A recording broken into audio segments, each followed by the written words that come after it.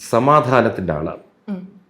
വീട്ടിൽ ആരെന്തൊക്കെ വഴക്കൂടിയും ഹൻസിക ഇടപെട്ടാൽ അവിടെ സമാധാനം, ഒരു രക്ഷയില്ല. അത് ഹൻസിക ഏറ്റവും ഇളയ കുട്ടിയാകുമ്പോൾ ഒരു പ്രിയം എല്ലാവർക്കും കാണുമല്ലോ, അപ്പോൾ അതിൻ്റെ കൂടെ ഉണ്ടാവുമല്ലേ. അതിനേക്കാൾ ഇടയ്ക്ക് അവൾക്കൊരു ഹെൽത്തിൻ്റെ ഇഷ്യൂ വന്നു, കിഡ്നി സംബന്ധമായൊരു അസുഖം വന്ന് ഒരു 7.5 കൊല്ലം മൊത്തത്തിലുള്ള ചികിത്സ പോയി. അതിൽ 4.5 കൊല്ലം കഠിനമായിരുന്നു, 1 കൊല്ലം കംപ്ലീറ്റ്ലി ഹോസ്പിറ്റൽ വീട് അങ്ങനെയായിരുന്നു.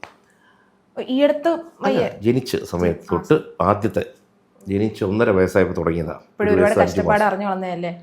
അപ്പോൾ എന്ത് പറ്റിയെന്ന് വെച്ചാൽ അന്ന് ഞങ്ങൾ സാമ്പത്തികമായിട്ടൊക്കെ ഞെരുങ്ങി പൊട്ടിപ്പോയി, കാരണം ഭയങ്കര ചിലവായി ഒരു അസുഖം വന്ന.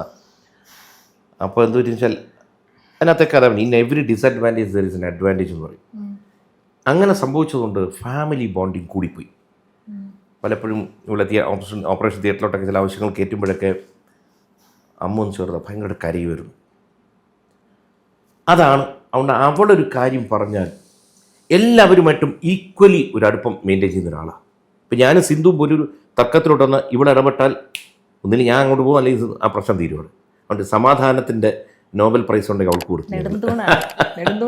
അവളെ നമ്മുടെ ആക്സസ് എന്ന് പറയും അതിനെ ചുറ്റിപ്പറ്റി തന്നെയാണ് ഇവിടെ ചുറ്റിപ്പറ്റിയ വീട് പോകുന്നത്. അടിപൊളി.